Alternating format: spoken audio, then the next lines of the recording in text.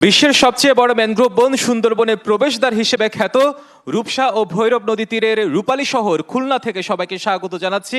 ত্রয়োদশ জাতীয় সংসদ নির্বাচন উপলক্ষে ডিবিসি নিউজের বিশেষ আয়োজন সিএসআরএম প্রেজেন্টস জনতার দরবার অনুষ্ঠানে। দর্শক, নির্বাচন মানে কিন্তু ভোটের উৎসব, জনরায়, যেখানে প্রার্থীদের ভাগ্য নির্ধারিত হয় এই জনতার দরবারে।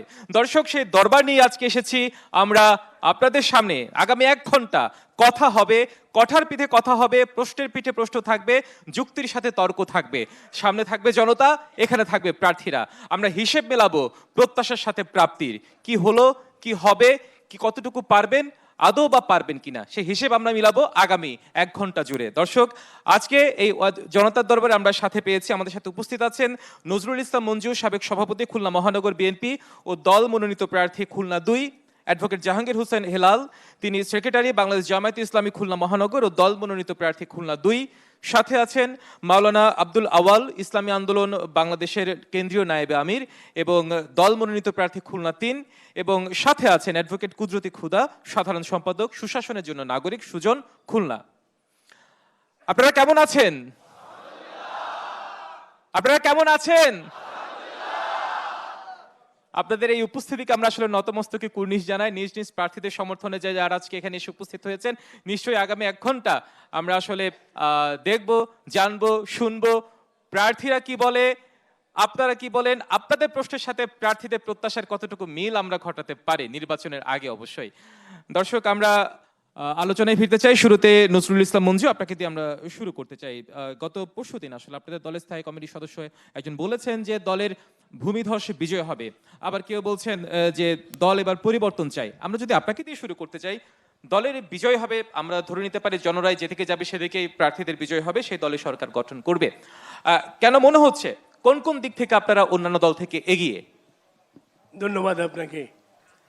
বাংলাদেশের রাজনৈতিক ইতিহাস যদি আপনি পর্যালোচনা করেন, দেখবেন প্রতিষ্ঠা কাল থেকেই বিএনপি মানুষের কল্যাণে কাজ করেছে এবং আস্থা অর্জন করেছে। এবং বাংলাদেশের যতগুলি নির্বাচন হয়েছে 75-এর পরবর্তীর পর থেকে এই পর্যন্ত অংশগ্রহণমূলক সকল নির্বাচনেই বিএনপির বিজয় হয়েছে।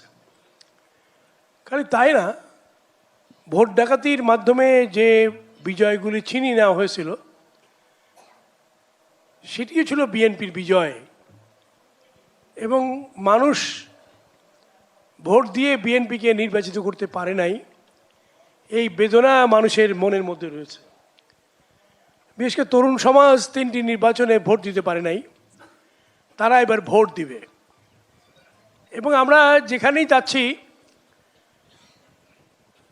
মনোনয়নপত্র দাখিল হওয়ার পর থেকেই সেখানেই মানুষের স্বতঃস্ফূর্ত অংশগ্রহণ এবং মানুষের ঢল দেখে আমরা আশান্বিত হয়েছি যে আমাদের ভোটের মাধ্যমে যে নির্বাচন হবে সেই নির্বাচনেই বিএনপি বেশিরভাগ আসনেই নির্বাচিত হবে, এমন একটি জায়গায় বিএনপি আছে। এবং আমরা খালি নির্বাচনী প্রচারণা না, আমরা মানুষের কাছ থেকে জানতে চেয়েছি তাদের প্রত্যাশা, তাদের আকাঙ্ক্ষা।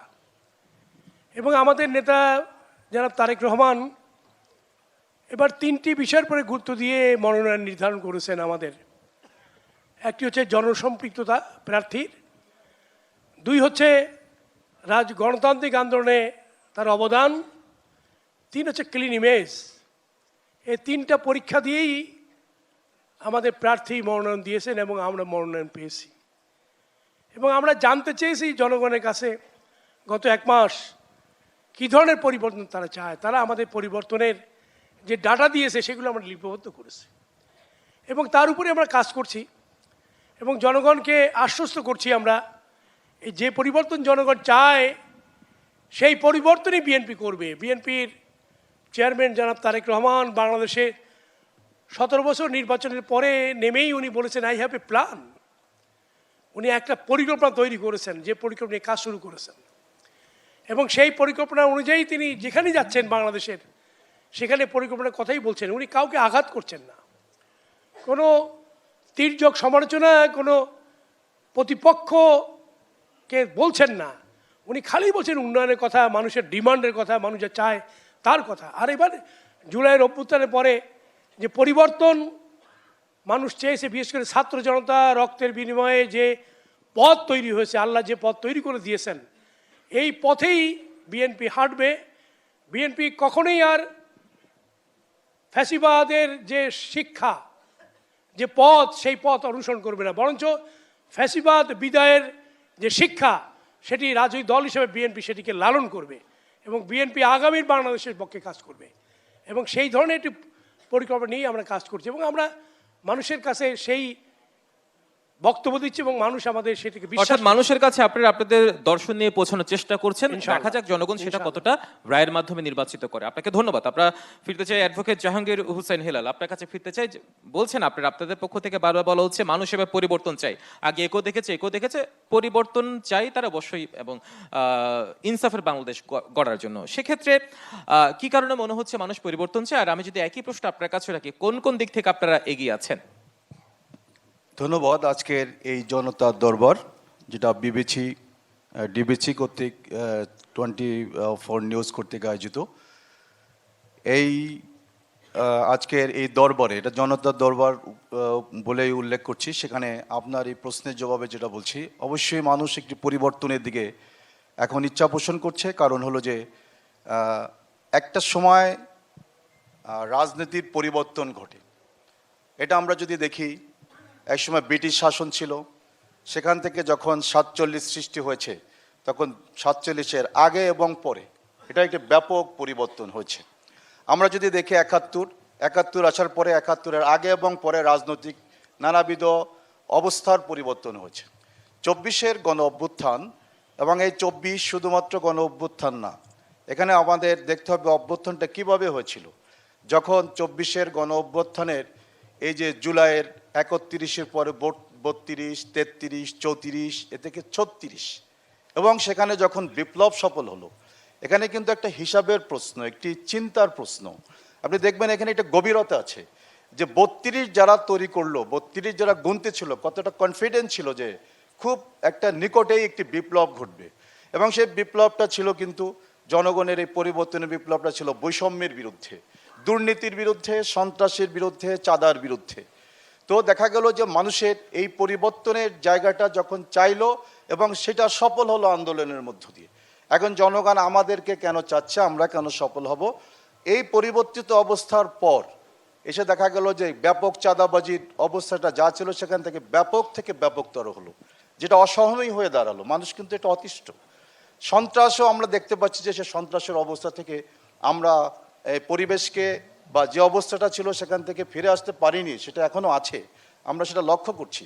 তো ফলে দেখা যাচ্ছে কি, মানুষ যখন দেখে যে ঠিক আগের মতো ফ্যাসিবাদ কোনো দলের নাম না, একটা চরিত্রের নাম, এই চরিত্রটা যখন কোনোভাবে আবার টের পায় যে ফ্যাসিবাদ কি নতুন রূপে কোনোভাবে কারোর উপর ভর করে আসছে কিনা, এটা নিয়ে যখন আশঙ্কা দেখা দেয়, ঠিক তখন একটা পরিবর্তনের স্বপ্ন, পরিবর্তনের চাহিদা তৈরি। আপনাদের কি মনে হয় কার উপর ভর করেছে ফ্যাসিবাদ? সেই চাহিদা থেকে মানুষের একটি আশা আকাঙ্ক্ষা যে পরিবর্তন দরকার, আর সেই পরিবর্তনে জামাত ইসলামীর দিকে মানুষ হয়তো জনরাই সেদিকে যাবে বলে মনে করছেন, কিন্তু ফ্যাসিবাদ একটি চরিত্রের নাম যদি হয়, সেই ফ্যাসিবাদ কি এটা হচ্ছেই, এটা ভর করছে বলতে আমি এটাকে বলছি যে ফ্যাসিবাদ এই নেচারটা যার উপরে ভর করবে, সেটা যদি এদেশে জামাত ইসলামের উপর ভর করে, তাহলে জামাত ফ্যাসিবাদ, যদি বিএনপির উপর ভর করে তাহলে বিএনপি ফ্যাসিবাদ, যদি জাতীয় পার্টির উপরে ভর করে তাহলে জাতীয় পার্টি ফ্যাসিবাদ, এখানে ইসলামী আন্দোলন আছে তার উপরে ভর করবে সে ফ্যাসিবাদ।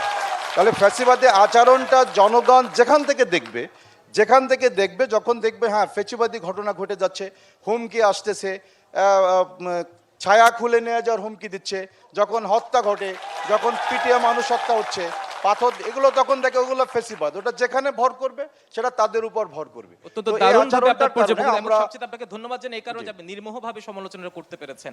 আমরা এটাও চাই, মানুষ যদি আত্মসমালোচনা করে তাহলে জনগণের প্রতি, জনতার প্রতি দায়বদ্ধতা বাড়ে। আমরা চাই সেটা টিকে থাকুক। আমরা যেতে চাই, আমাদের যারা আরেকজন অতিথি আছেন মাওলানা আব্দুল আওয়াল, আপনার কাছে আমরা ফিরতে চাই। বিষয়টি হচ্ছে, আমরা দুজনের কথা শুনলাম, আপনারা জোটে ছিলেন, জোট থেকে বেরিয়ে নিজেরাই এখন নির্বাচন করছেন এককভাবে।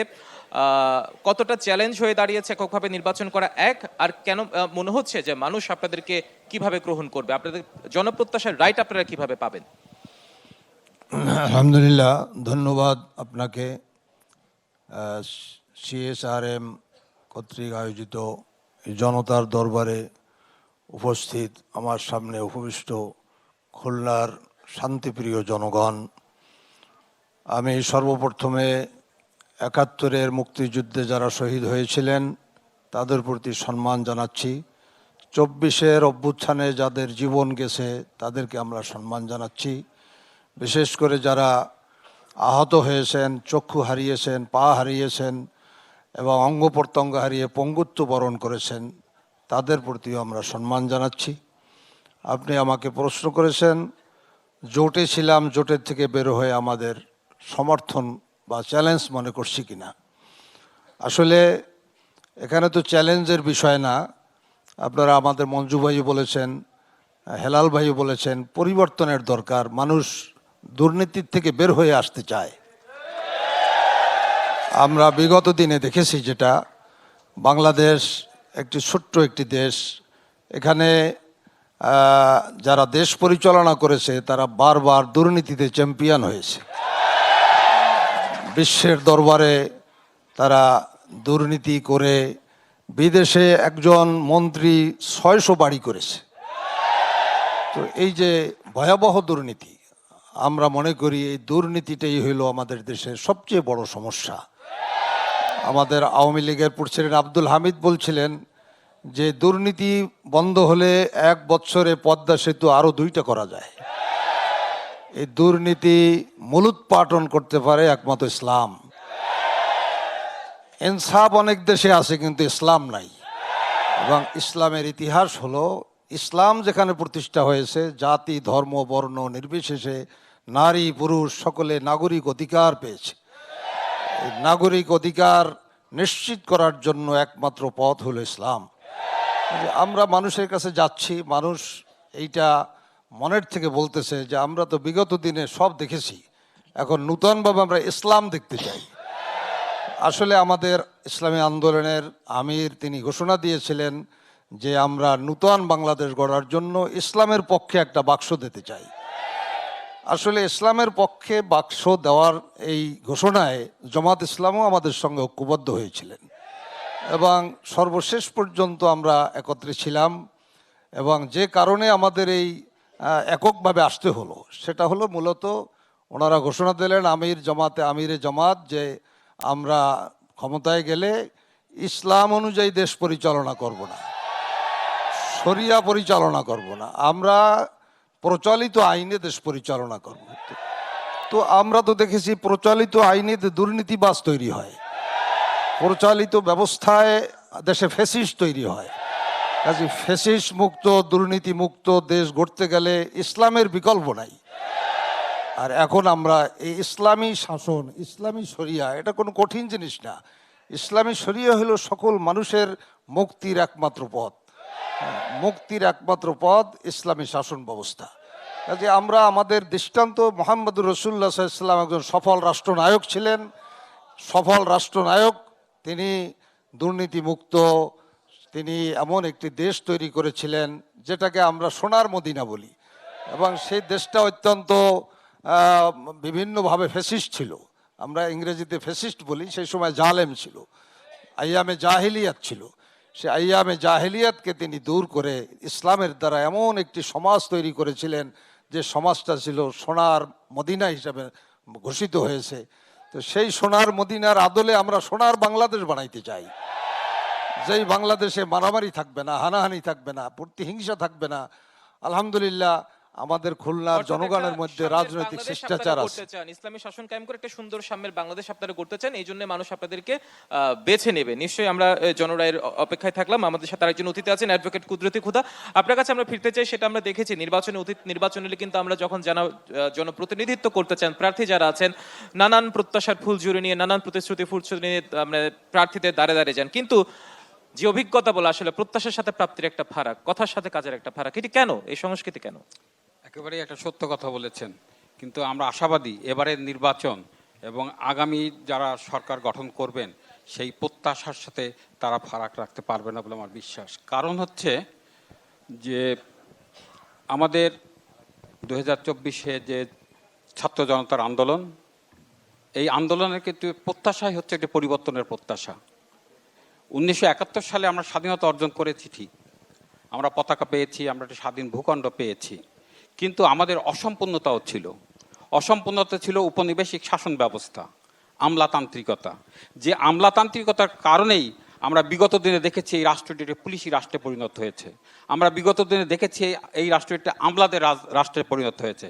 আমলারা রাজনীতিবিদকে নিয়ন্ত্রণ করেছে, রাজনীতিবিদরা আমলাকে নিয়ন্ত্রণ করতে পারেনি।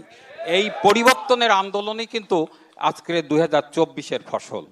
সুতরাং আমরা চাই, আমরা এখন আকাঙ্ক্ষা তৈরি হয়েছে, আমরা এই নির্বাচনকে একটি সম্পূর্ণভাবে আলাদা নির্বাচন দেখছি, একটি আকাঙ্ক্ষা নির্বাচন, একটি স্বপ্ন পূরণের নির্বাচন হিসাবে আমরা চিহ্নিত করতে চাই। এজন্যে আজকের যারা রাজনৈতিক দল আছেন তারা এই জিনিসটা অনুধাবন করবেন। সবচেয়ে বড় কথা আমি আশা করব তারা বেশি অনুধাবন করবেন যদি জনগণের মুখাপেক্ষী না হয়, জনগণ যদি ক্ষমতার উৎস এটা যদি তারা না ভাবতে পারেন, তাহলে বিগত রাজনীতিতে এবং বিগত রাজনীতিক নেতাদের যে করুণ পরিণতি হয়েছে সে পরিণতির পথ তাদেরকে অনুসরণ করতে হবে। আরেকটি কথা হচ্ছে যে আমরা কেন, আপনি যেটা প্রশ্ন করেছেন যে প্রতিশ্রুতি দেই কেন, প্রতিশ্রুতি কেন রাখি না, এর একটি মাত্র উত্তর হচ্ছে আমরা জনগণকে তোয়াক্কা করি না। জনগণ যে ক্ষমতার উৎস এটা আমরা ভাবি না। যদি জনগণমুখী যদি আমরা হতে পারতাম, আমাদের রাজনীতি যদি জনগণমুখী হতো, তাহলে কিন্তু আমাদের এই দায়বদ্ধতা জনগণের কাছে নিশ্চিত হতো। আমাদের রাজনীতি এখনও যেটি পরিবর্তিত হতে হবে সেটি হচ্ছে আমরা এখনও কিন্তু মানে উপরের দিকে তাকাই, অর্থাৎ নেতৃত্ব উপরমুখী। উপরের নেতা যিনি যা বলেন আমি সেটা শুনি, আমার নিজস্ব ভাব কিংবা নিজস্ব যে চিন্তা চেতনার কথা আমি মনে করি অধিকাংশ দলের মধ্যেই আছে। যদি আপনারা যেখানে এই যে হেলাল ভাই আছেন, আউল ভাই আছেন, হয়তো আপনারা বলবেন যে না আমরা এটা জনগণের দায়বদ্ধতার কথাই আমরা স্বীকার করি, কিন্তু আসল হচ্ছে আমরা নেতার নেতৃত্ব মানি এইটাকে, অর্থাৎ টপে যিনি আছেন তার কথা শুনতে হবে, জনগণের কথা শুনতে হবে। আমরা একটা জিনিস লক্ষ্য করি, বিগত দিনে যারা এমপি হয়েছেন জনগণের দ্বারা নির্বাচিত হয়েছেন, কিন্তু 5 বছরে তিনি জনগণের কাছে আসেন না। তিনি ঢাকায় থাকেন, তিনি বিলাসবহুল জায়গায় থাকেন, কিন্তু জনগণের কাছে যদি আসতে না পারে, যার জন্যে আমরা সুজন থেকে কিন্তু একটা আন্দোলন করেছিলাম গত কেয়ারটেকার গভর্নমেন্টের সময় যে একটি না ভোটের বিধান থাকতে হবে। অর্থাৎ আমার ভোটে যদি কেউ এমপি হয়, আমার ভোটে যদি কেউ মন্ত্রী হয়, আমার ভোটে যে কেউ গাড়ি যদি ফ্ল্যাগ পায় আর সে যদি আমার কথা না ভাবে, জনগণের কল্যাণের কথা না ভাবে, তাহলে আমাকে আরেকটি রিকল করে সেই এমপিকে যেন আমি আরেকটা পুনঃ ভোটের ব্যবস্থা করতে পারি, তাহলে এই দায়বদ্ধতা নিশ্চিত হবে। সুতরাং আমি মনে করি যে যারা রাজনৈতিক নেতৃত্ব দেবেন তারা যেমন পার্টি শৃঙ্খলাকে মেনে চলবেন, পাশাপাশি সবার আগে গুরুত্ব দিতে হবে জনগণকে।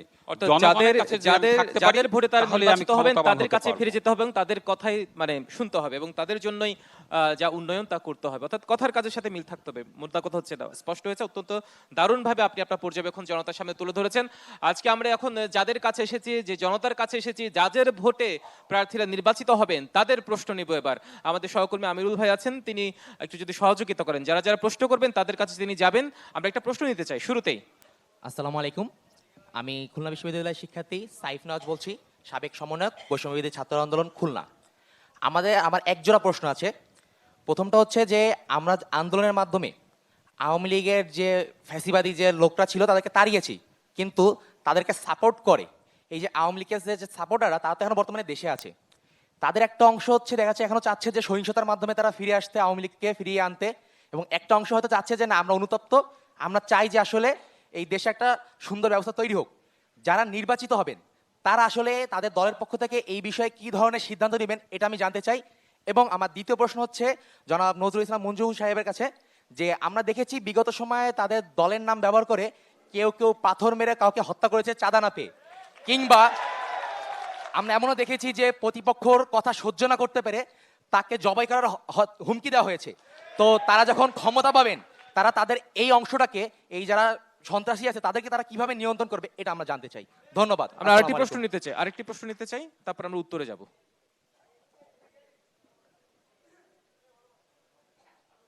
হ্যাঁ প্লিজ একটু দাঁড়িয়ে বলুন। হ্যাঁ, বিসমিল্লাহির রহমানির রহিম। হ্যাঁ, শুনতে পাচ্ছি, আমরা শুনতে পাচ্ছি, প্লিজ। বিসমিল্লাহির রহমানির রহিম। আমি অ্যাডভোকেট মোহাম্মদ আবুল খায়ের, এডিশনাল জিপি খুলনা। আমার প্রশ্ন হলো, জনাব তারেক রহমান বলছেন আই হ্যাভ এ প্ল্যান। এই প্ল্যানটা কি জনতা জানতে চাই, এইটা উনি ক্লিয়ার করেননি। এই প্ল্যান তো অবসর আমরা দেখেছি, খুন রাহাজানি শুরু হয়ে গেছে, এইটাই কি ওনার প্ল্যান ছিল? আমার দ্বিতীয় প্রশ্ন, মঞ্জু ভাই অত্যন্ত শ্রদ্ধেয় মানুষ, আমার খুব কাছের মানুষ, আমার খুব প্রিয় মানুষ। উনিও দুর্নীতিমুক্ত করতে চান। ওনার দল বাংলাদেশ জাতীয়তাবাদী দল ঋণ খেলাপি এবং দ্বৈত নাগরিকত্বদের নমিনেশন দিয়েছেন, বলেছেন দুর্নীতির লাগাম টেনে ধরবেন। এই নমিনেশন যাদেরকে দিয়েছেন ব্যাংক খেলাপি, ঋণ, তাদের এই আওয়ামী শাসনেও অর্থাৎ এই জায়গায় ওনাদের অবস্থান পরিমাণ টাকা আমরা বুঝতে পেরেছি। প্রশ্নটা অত্যন্ত ধন্যবাদ। আমরা আরেকটা প্রশ্ন কিভাবে নিতে চাই। নিয়ন্ত্রণ করবেন? সামনে থেকে একজন ব্যবসায়ী নেতার প্রশ্ন যদি আমরা ধন্যবাদ। নিতে পারি ভালো হবে, তারপর আমরা ওই পাশে যাব।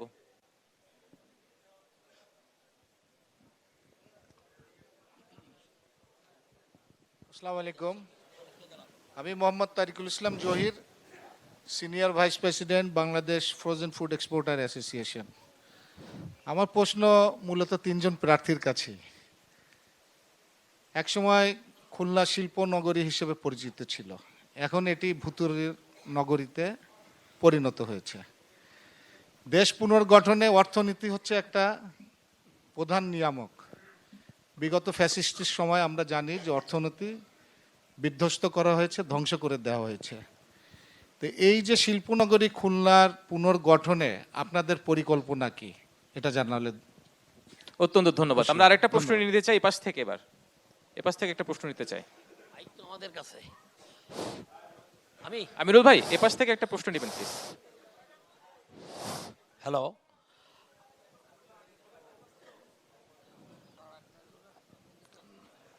আসসালামু আলাইকুম। আমি আব্দুল্লাহ আল মাসুম, মানিকতলা কেন্দ্রীয় জামে মসজিদের ইমাম।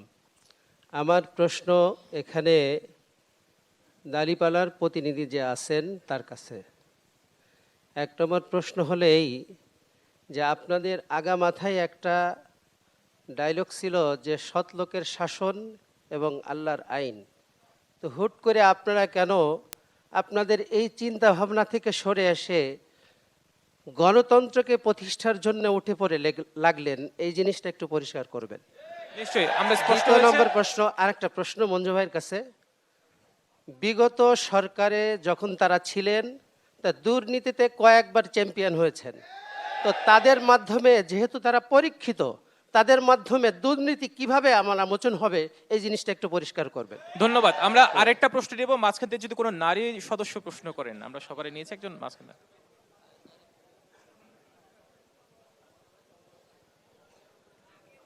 আসসালামু আলাইকুম। আমার প্রশ্ন হেলাল ভাইয়ের কাছে, জামাত ইসলাম। আমার প্রশ্ন হলো, জুলাইয়ের আন্দোলনে সনদ দেওয়া হলো এবং 300 আসনের প্রার্থীও দেওয়া হলো, কিন্তু মহিলাদের কেন প্রার্থী দেওয়া হলো না? এটা আমি হেলাল ভাইয়ের কাছে জানতে চাই। ধন্যবাদ, ধন্যবাদ। আমরা আমরা আচ্ছা, আরেকটা প্রশ্ন যিনি করতে চাচ্ছে, একটু প্রশ্নটা নেই। হ্যাঁ, আমি মিজানুর রহমান বাবু। এই সাউন্ডে প্রবলেম। হ্যালো হ্যালো, আমি মিজানুর রহমান বাবু, খুলনার একজন মানুষ। আমি যেহেতু এই মাটিতে জন্মগ্রহণ করেছি, মৃত্যুর পরে এই মাটির স্বাদ আমি আস্বাদন করব। আমার বুকের ভেতরে অনেক প্রশ্ন জমা, অনেক কষ্ট জমা, অনেক কথা জমা। বেশি কিছু বলা যাবে না, দুই একটা কথা না বললে না। আমার রাজপথের সাথী জহির সাহেব বলেছেন বন্দর নগরী এবং শিল্পনগরীর করুণ পরিণতির কথা। এই যারা এখানে তিনজন আছেন জনপ্রতিনিধি নির্বাচন করছেন, একজন নির্বাচিত হয়েছিলেন। আমি জানি ওনার নির্বাচনের তৎকালীন সময় ছিল প্রতিকূলতার মধ্য দিয়ে। উনি এখন কি মনে করছেন প্রতিকূলতা কেটে গেছে বা এরকম কিছু? যদি আমরা খুলনাবাসী আবারও কোনো সিদ্ধান্ত দিই, উনি কি সেই প্রতিকূলতার গল্প আবার আমাদের শোনাবেন, না আমাদের গণমানুষের ভাগ্য পরিবর্তনের জন্য বন্ধ কলকারখানা খুলে দেবেন, অচল মোংলা সচল করবেন? আমি জানি না, আমরা 16 বছর ভোট দিতে পারি না। আপনারা তিনজন বলবেন কি? ভোটের জন্য তো দাঁড়ে দাঁড়ে ঘুরে বেড়াচ্ছেন। নিশ্চিত কি হয়েছেন? ভোটার যে ছিনিয়ে নেওয়া হয়েছিল আমাদের যে ভোট, সেই ভোট যুদ্ধে অবতীর্ণ হয়ে আমাদের ভোটাররা শান্তিপূর্ণ নিরাপত্তা নিয়ে জীবনের নির্বিঘ্নতা নিয়ে আজকেরা ভোট দিতে যাবেন কিনা আপনারা এই প্রশ্ন করবেন। অসংখ্য ধন্যবাদ, অসংখ্য ধন্যবাদ। আমরা প্রশ্ন বুঝতে পেরেছি। আমরা একটা বিরতি দিয়ে যাচ্ছি 5 মিনিটের, সেই 5 মিনিট আমাদের প্রার্থীরা ভেবে প্রশ্নের উত্তরগুলো রেডি করুক। 5 মিনিট বিরতির পর আমরা আপনার সামনে ফিরছি, ততক্ষণ পর্যন্ত আমাদের সাথেই থাকুন। দর্শক, বিরতির পর আবারও স্বাগত জানাচ্ছি সিএসআরএম প্রেজেন্টস জনতার দরবার অনুষ্ঠানে। আমরা বিরতির আগে বেশ দারুণ কিছু প্রশ্ন পেয়েছি প্রার্থীদের উদ্দেশ্যে। এবার সেই প্রশ্নের উত্তরে আমরা যাব। শুরুতে আমরা নজরুল ইসলাম মঞ্জু, আপনাকে দিয়ে শুরু করতে চাই। অনেক প্রশ্ন এসেছে আপনার প্রতি, আগে সেই প্রশ্নগুলোর উত্তর যদি দেন এবার। ধন্যবাদ আপনাকে। আমি প্রথমে খুলনার শিল্প নিয়ে দুইজন বক্তা প্রশ্ন করেছেন। বন্দর শিল্পনগরী খুলনার পুরনো ঐতিহ্য ফিরিয়ে আনাই হচ্ছে আমাদের মূল পরিকল্পনা। কারণ এটি তো স্বীকার করতেই হবে, পাকিস্তান আমল থেকে এই অঞ্চলে শিল্প প্রতিষ্ঠা হয়েছিল এবং খুলনা বাংলাদেশের দ্বিতীয় শহর, যেখানে 42 জেলার মানুষ এখানে বসবাস করে এবং তারা শিল্প কলকারখানায় চাকরি করতেই এক শহরে এসছেন।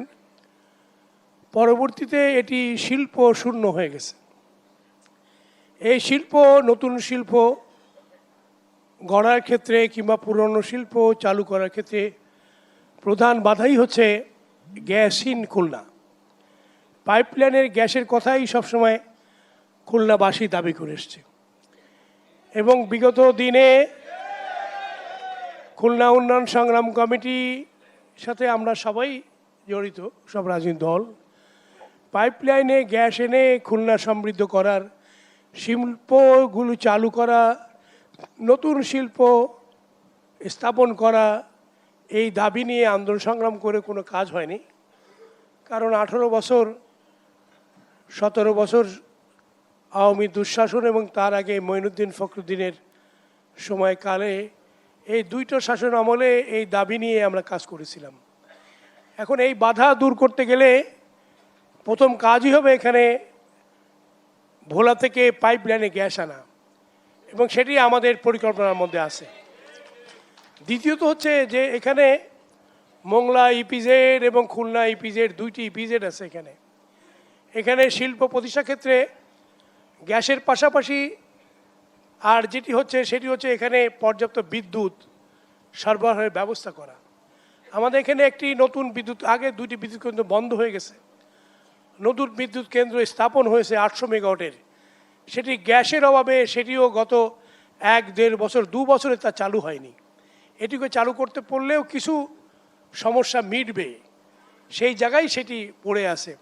আমাদের দায়িত্বই হচ্ছে এই শিল্প কলকারখানা নতুন করে স্থাপনের ক্ষেত্রে এই ধরনের একটি বিদ্যুৎ প্রকল্পকে চালু করে এই বিদ্যুৎ সমস্যার সমাধান করা, এই কাজটি আমরা করতে চাই। যারা আমরা নির্বাচিত হব আমাদের প্রধান দায়িত্ব থাকবে এটি। তৃতীয়ত হচ্ছে এখানে একজন উকিল সাহেব, আমার প্রিয় খুলনা বারের সিনিয়র আইনজীবী, উনি বলেছেন যে বিএনপির প্ল্যানটা কি তারেক রহমানের, এটা খুবই স্পষ্ট।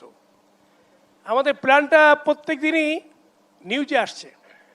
আপনার হাতে যে স্মার্টফোনটা আছে আপনি এটা খুলে দেখবেন, স্মার্টফোনেই বিএনপির পরিকল্পনা সিরিজ আকারে এসছে। যে আমরা মহিলাদের স্বাবলম্বী করতে চাই, তার জন্য ফ্যামিলি কার্ড। আমরা কৃষকদের স্বাবলম্বী করতে চাই, তার জন্য কৃষক কার্ড। আমরা স্বাস্থ্য খাত, শিক্ষা খাতে কি করতে চাই, তরুণদের আমরা প্রশিক্ষণ দিয়ে কিভাবে তাদেরকে প্রশিক্ষিত করে তাদের পেশায় দিতে চাই এবং প্রত্যেকটি বিষয়ই কিন্তু খুব স্পষ্টভাবেই লেখা আছে।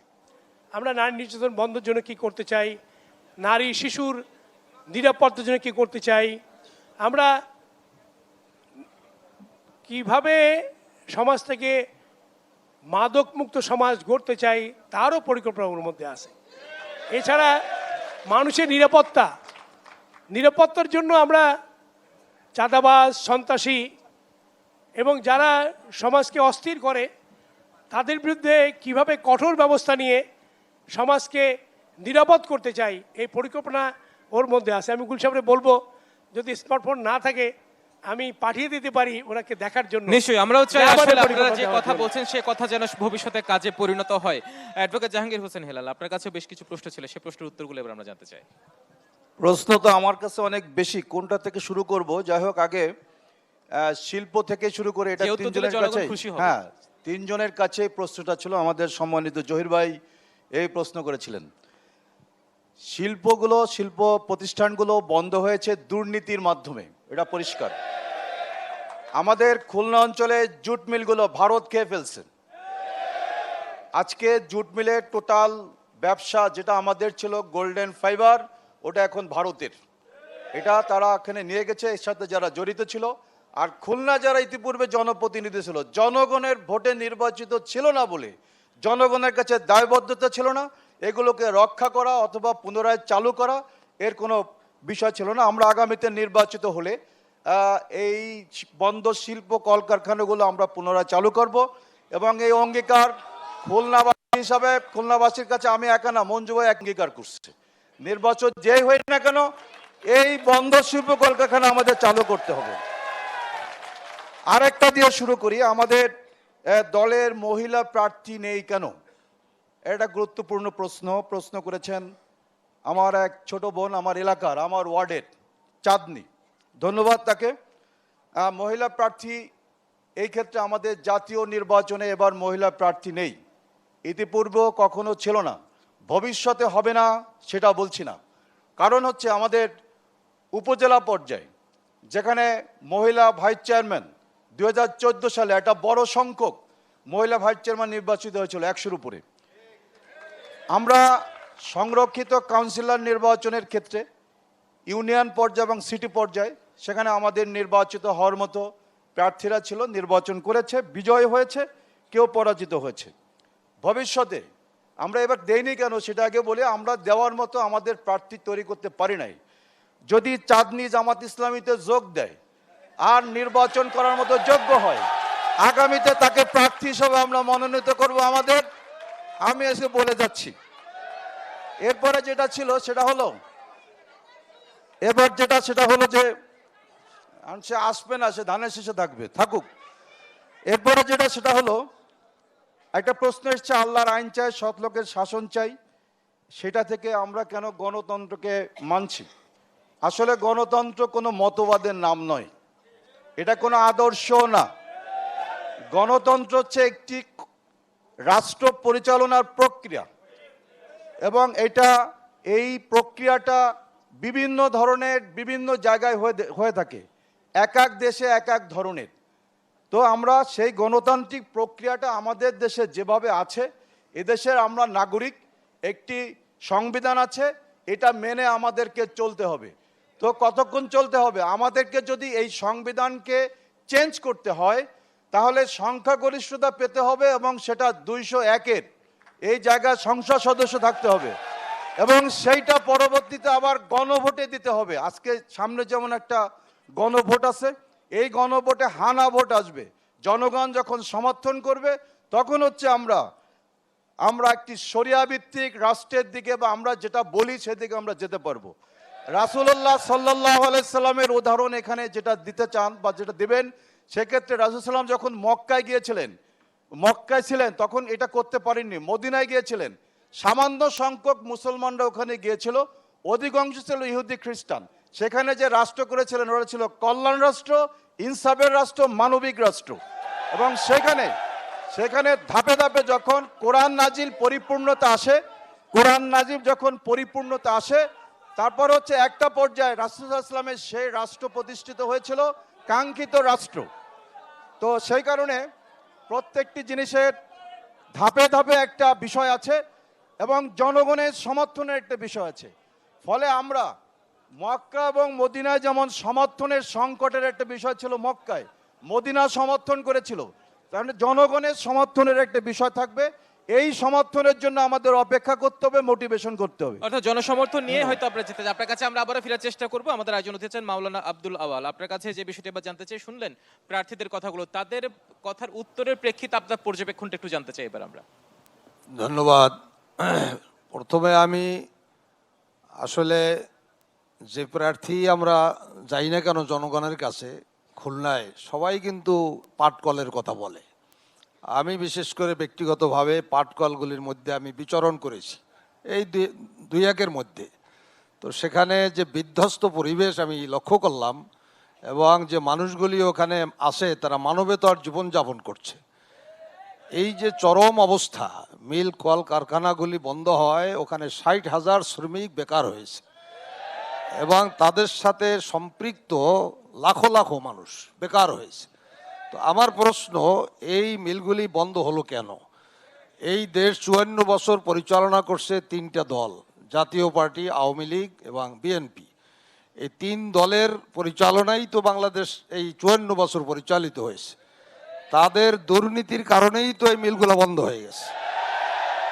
এখন তারা যতই বলতেছে, ওয়াদা করতেছে আমরা গেলে এটা করব, আমাদের তো বিশ্বাস হয় না যে তারা বিগত দিনে পারে না, এখন কেমনে পারবে?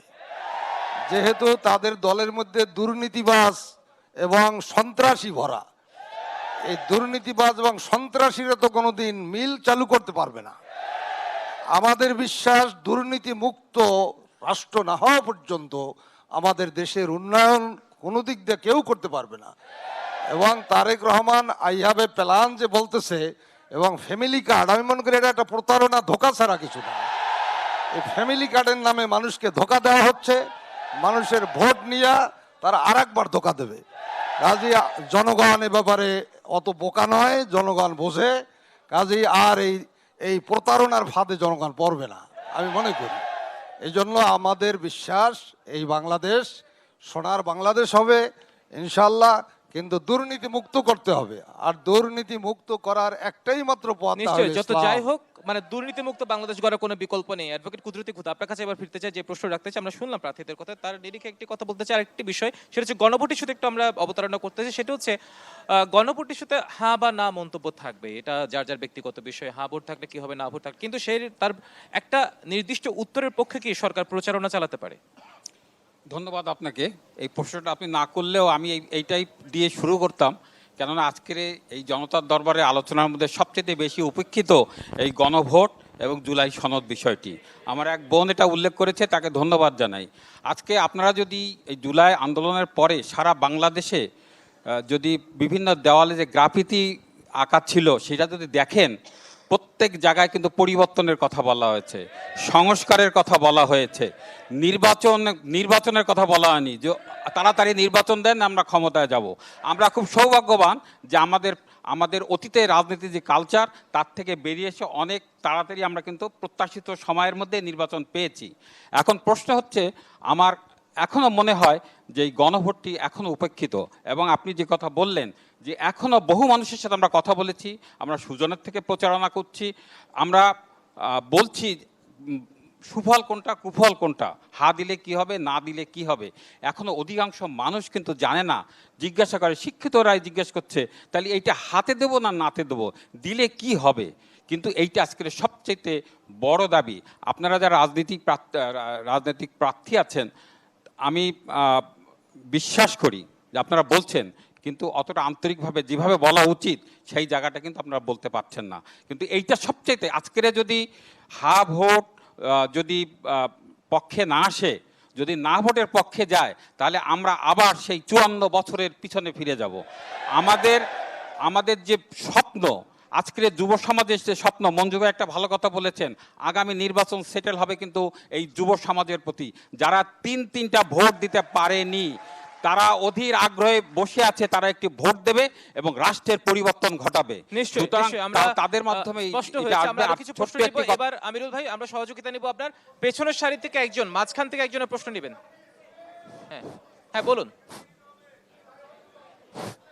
হ্যালো, শোনা যাচ্ছে না, একটু স্পষ্ট। আসসালামু আলাইকুম। হ্যালো, আমি একজন ব্যবসায়ী। আমার প্রশ্নটা হচ্ছে জনাব নজরুল ইসলাম মঞ্জু সাহেবের কাছে এবং জামাতের প্রার্থী আমাদের সম্মানিত হেলাল ভাইয়ের কাছে দুটি প্রশ্ন। প্রথম প্রশ্ন, যিনি তারেক রহমান বলেছেন যে আই হ্যাভ এ প্ল্যান, এবং তার অংশ হিসেবে তিনি যে ফ্যামিলি কার্ডের কথা বলছেন, তো এটা কি 10 টাকা কেজি চাল খাওয়ানোর মতো কিনা? যে ফ্যামিলি কার্ড দিয়ে আমি জনগণের ভোটটা নিয়ে আসলাম, এরপরে ভোটের পরে শুধুমাত্র আমার দলের নেতাকর্মী ওই কার্ড পাবে, সাধারণ জনগণের এই কার্ড আরেকজন পাবে না। আরেকটা প্রশ্ন এপাশ থেকে কেউ আরেকজন এপাশ থেকে কেউ যে একটা প্রশ্ন নিতে চাই।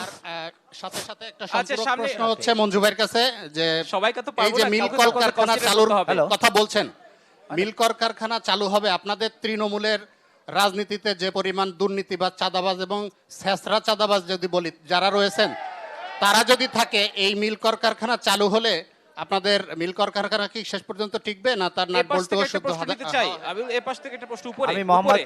রাজীব উপর থেকে- তালুকদার বলছিলাম। আমার প্রশ্ন জামাত নেতা হেলাল ভাইয়ের কাছে, যে আপনারা বলেন আপনারা একটা ইসলামী দল, কিন্তু কৃষ্ণ নন্দীকে আপনারা এক আসন থেকে দিছেন, তা আপনাদের কেমন ইসলাম প্রচার করবে কৃষ্ণ নন্দী? আর একটা কথা, যে আমাদের দেখেছি 2 নম্বরে আপনারা জান্নাতের টিকিট নাকি এরকম বিক্রি হয়, আপনাদের ভোট দিলে জান্নাতে যাওয়া যাবে, এটা কেমন প্রশ্ন? তাই ধন্যবাদ। আরে আরে প্লিজ দ্রুত করুন। আমি Khandakar Hasinul Islam Nik, Bangladesh cricket umpires and scorers association Khulna জেলা শাখার সভাপতি। আমার প্রশ্ন হচ্ছে আমার বন্ধু জাহাঙ্গীর হেলালের কাছে। উনি আমাদের সময় খুবই সংক্ষিপ্ত, আর 5টা মিনিট আমাদের সময় আছে, দ্রুত করতে উনি হবে। জামাতের প্রার্থী। আজকে এক কথায়। উনাদের আমরা বলেছি, আমাদের তারেক রহমান বাংলাদেশে এসেই বলেছে উই হ্যাভ এ প্ল্যান, কিন্তু আমরা জামাত ইসলামের কোনো প্রার্থী থেকে শুরু করে তাদের আমির পর্যন্ত কাউকে শুনি নাই বাংলাদেশের জন্য আগামীতে ওনাদের কোনো প্ল্যান আছে কিনা। ওনারা শুধুমাত্র আগামী প্রজন্মের জন্য প্ল্যান একটু প্রতিটা জায়গায় আমরা শুনেছি না, সামনে আমরা অনেকবার নিয়েছি। ইসলাম প্রতিষ্ঠার মাঝখান কথা থেকে। বলা হয়েছে, কিন্তু আজকে দেখেছি আমার ডান পাশে বাম পাশে যে দুটি রাজনৈতিক দল একসাথে পথ চলছিলেন এবং ওনারা আজকে একে অপরের বিপক্ষে বলছেন যে এনারা ইসলামের বিপক্ষে বলছেন বলেই আজকে বিভক্ত হয়েছে। আসলে কি ওনারা ইসলামের শক্তির পক্ষে, নাকি ওনারা ইসলামটা শুধু? ধন্যবাদ। আমরা আর প্রশ্ন আরেক শেষ, আমরা আর প্রশ্ন নিতে পারছি না।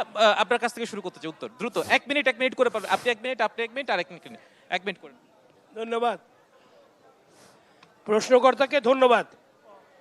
সেটা হচ্ছে কি, মিল কলকারখানা চালু হয়েছে,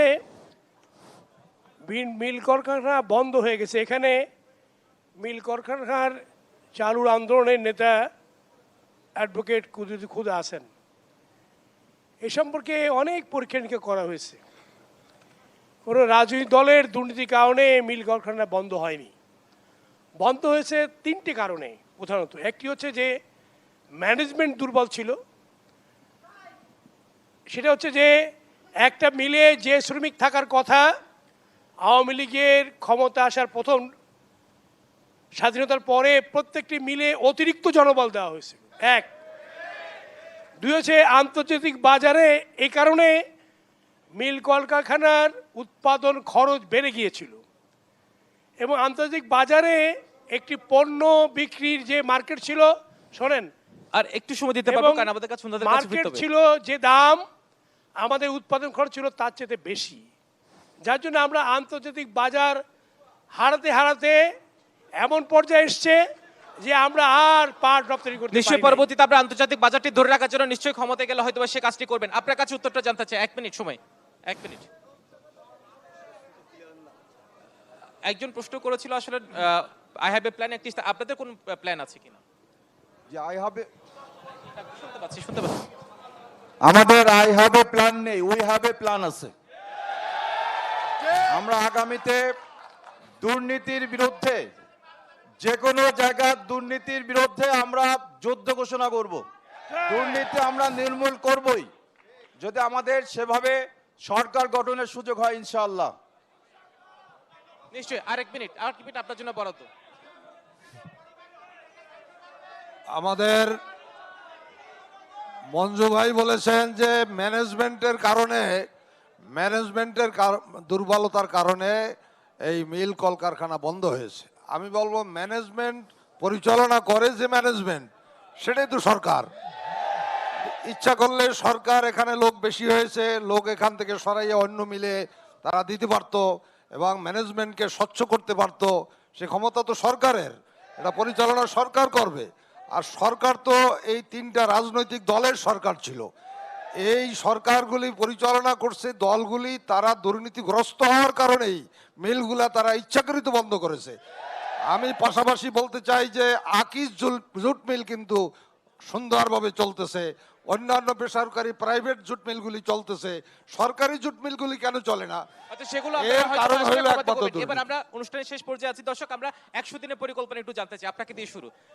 আপনাদের 100 দিনের পরিকল্পনা কি হবে যদি নির্বাচিত হন?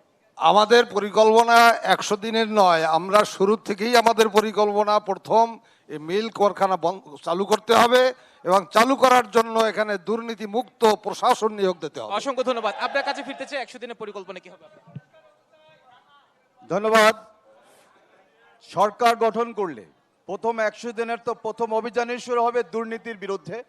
আমরা একটি টেকসই শিক্ষানীতি, শিক্ষা জাতির মেরুদণ্ড, টেকসই শিক্ষানীতি প্রণয়ন করা হবে, শিক্ষাকে জাতীয়করণ করা হবে এবং প্রথম দিকে প্রাথমিক একটি অংশে ধাপে ধাপে আমরা স্বাস্থ্যকে জাতীয়করণ করব। অসংখ্য ধন্যবাদ।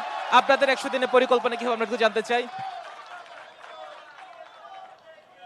ক্ষুধা দারিদ্র্য মুক্ত একটি নিরাপদ বাংলাদেশ গড়াই হবে আমাদের মূল লক্ষ্য। এবং নতুন রাজনীতির গণতান্ত্রিক ধারার যে রাজনীতি, এই ধারায় জুলাই বিপ্লবে যারা স্বপ্ন দেখেছিল, রক্ত দিয়েছে, তাদের স্বপ্ন বাস্তবায়নই হবে আমাদের মূল লক্ষ্য ইনশাআল্লাহ। নিশ্চয়ই দর্শক, আজকে আমরা শুনলাম প্রার্থীদের কথা, প্রার্থীরা অনেক কথাই বললো। আসলে নির্বাচন হবে 12 তারিখ, আমাদের সেই পর্যন্ত অপেক্ষা করতে হবে। সেই মানে প্রত্যাশার সাথে প্রাপ্তির কতটা মিল ঘটে সেই আমরা দেখার জন্য অপেক্ষা করতে হবে 12 তারিখ পর্যন্ত। আপনাদেরকে অসংখ্য ধন্যবাদ প্রার্থীদের সমর্থনে আজকে আপনারা এসে উপস্থিত হয়েছেন। আমরা করতালি দিয়ে তাদেরকে অভিবাদন জানাতে চাই এবং সেই সাথে আগামী নির্বাচন পর্যন্ত তাদের প্রত্যাশা প্রতিশ্রুতির জন্য অপেক্ষা করতে চাই। দর্শক সবাইকে অসংখ্য ধন্যবাদ। সিএসআরএম জনতার দরবারে উপস্থিত হচ্ছে কালকে একই সময় ঠিক 8টায়। আপনারা চোখ রাখুন ডিবিসির পর্দায় ঢাকা মহানগরের দেখার জন্য। ধন্যবাদ দর্শক।